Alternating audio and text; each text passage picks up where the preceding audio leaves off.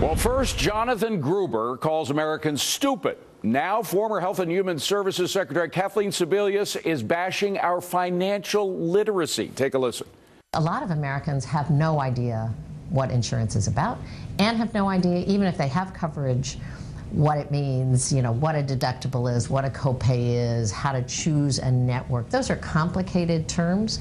I think the financial literacy of a lot of people, particularly people who did not have insurance coverage or whose employers choose their coverage and kind of present it to them, is very low. Well, some here say the problem is not our literacy, it's the law's lunacy. So who's right? Hi, everybody. I'm David Aslan. Welcome to Forbes on Fox. Let's go in focus to find out with Steve Forbes, Mike Ozanian, Sabrina Schaefer, Carrie Sheffield, John Tamny, and Rich Karlgaard, by the way, whose latest tome, The Soft Edge, was just picked as one of the top 10 business books of the year. It is a great Christmas gift. But first to John Tamny. Are we the problem, John, or is it this law? No, Sebelius is 100% incorrect. If markets are smart, and I think we agree they are, then so by definition is the electorate, because it comprises all known information. And the electorate is very financially literate. We know this because once the law was passed in 2010, the voters rebuked the Democrats. And then once the law was ineptly rolled out, voters rebuked the Democrats once again in 2014. Voters, like the markets, ultimately reflect the truth, and they're well aware of the damage politicians did. Mike Ozanian, what do you think? I think Sebelius has a very good point, David. For instance, I think most Americans could not explain why things that are normally not covered by insurance, like LASIK surgery or dental implants, have gone down dramatically in price because of the free market. I think if they had, Obamacare would have never passed, and far more than 54% of Americans would be against Obamacare. Well, Steve, Mike came out with that figure. In fact, most Americans do understand that it is a bad law. This is a very consistent figure. Despite Democrats, when they pass laws saying Americans would learn to love it, Americans still don't like it. Well, they don't like it because it doesn't deliver. In free markets, you don't have to be an expert. You don't have to be an expert or an engineer to drive a car, or a nerd to be able to function with an iPhone or an iPad. And so, too, it should be with health insurance. The problem is the system, not the American people. They understand this is a bum law, a disaster, and that's why we're eventually going to get real free markets, and people will be perfectly literate when you have a perfectly good system. And, Carrie, it is such a bad law that the president himself has had to change it, or says he's had to change it, over 40 times for these executive maneuvers. Right. I completely agree it's a bad law, but I have to challenge John, for example, because the American people re-elected Barack Obama in 2012, even though we knew how bad this law was.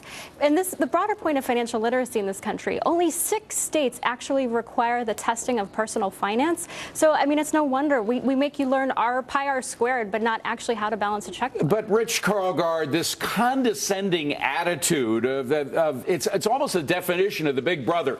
You guys can't understand it, so leave it up to me. I'll decide all the issues. I'll spell it out for you.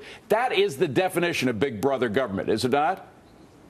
You know, there's a streak of left-wing progressivism. I guess it started with Woodrow Wilson, I don't know, who was a university president, that just relishes in the idea that the rest of us are stupid. Now, I don't know how America became the greatest nation that's ever existed, some 200-plus years into this experiment of self-governance without the help of these people. Thomas Sowell called them the anointed.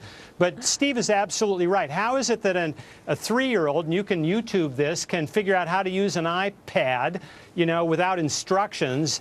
It's because Apple is, presents to the people a great product, and the government is not doing that with Obamacare. That's right. Governments don't present great products. In fact, Sabrina, this law is just so complex. I used to cover Latin America, and we used to make fun of the Latin American laws because they had so many, and they were so complex that in order to follow one part of their law, you had to violate another part of their law. That's exactly what Obamacare is, right? Yeah, it's like a Rube Goldberg, construction. But I wish I could stay as calm as others on this panel. I mean, when I heard Sebelius Sebelius's comments, I literally think I felt my blood hit the boiling point. I was so sort of incensed by the contempt that she has for the American people. This is exactly the kind of soft bigotry of low expectations that we see pervasively throughout the Democratic Party and throughout the left. And I think it's disgusting. You know, I think Rich maybe said before the show that look, people navigate a complicated world every day. We buy houses, we buy cars, we get to work every day, we balance our household budgets. The reason healthcare is complicated is because government,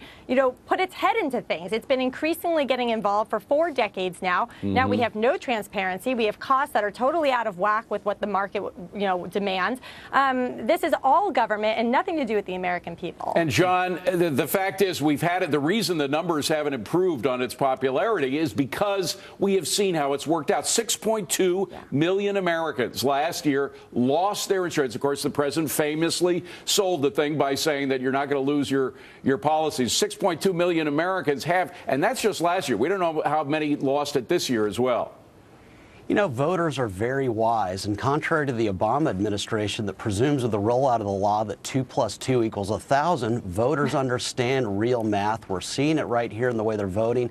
You know, no matter what happens with the Supreme Court decision that's going to come up, this law is dying before our own eyes. That's why President Obama has had to do extra constitutional things just to make it work even passably. It's done either way. Thank goodness the Supreme Court's going to weigh in also. And Mike, the fact that they're getting caught in lies now. We have video. The former HHS secretary also downplaying Jonathan Gruber's influence on the law. Let's take a listen. Is he somebody you met with a lot? I did not. I know our staff did, and I think he met with various advisors, but I did not meet with Jonathan Gruber. Ever? You never met him? Well, he maybe was in a large room. He could have been on a phone call, but in terms of small meetings discussing policy, that never happened. All right. Well, in fact, one of Sebelius's top aides, a woman named Neera Tandem, talked about Jonathan Gruber a while back. Here's what she had to say. I advised Secretary Sebelius, and I remember many called to Jonathan Gruber about his expertise in Massachusetts as we were formulating the plan. Mike, this tissue of lies just continues to get ripped apart. Well, somebody like Obama, David, isn't concerned about being caught in a lie. The way he stays in power is by taking a lot of money from a small group of people and redistributing it to a large number of people that he hopes will vote for him. Well, and Steve, that actually is a great point. The fact that this is all about redistribution of wealth. The progressive thinks Americans want that, but in fact they don't want it, and they vote against it. They voted against it in November. David, the incompetence of government is now on display. They can't even redistribute money right, which is why most Americans don't like Obamacare. I mean, they can't even give the money away right. And in terms of the 2012 elections, he was running against Romney. Romneycare in Massachusetts was the precursor, was the beginning of Obamacare. So it wasn't an issue in 2012 the way it was in 2010 and 2014. Kerry, did we talk? I mean, Kerry, the thing is that I know a lot of these issues are complex, but they're needlessly complex. They've been made complex by an idiotic government. I absolutely agree. And she's trying to distance herself from what she created. She created this mess. She created a website that is unable to be navigated by your average consumer, let alone your average Medicaid consumer. So she's throwing them under the bus, but it's her fault. Okay, I think we've come together on that point. We'll leave it at that. Conservatives, meanwhile, up in arms over the president's hard turn to the left after the election. But some here say that turn could turn out to be great for America. The Forbes flip side coming next.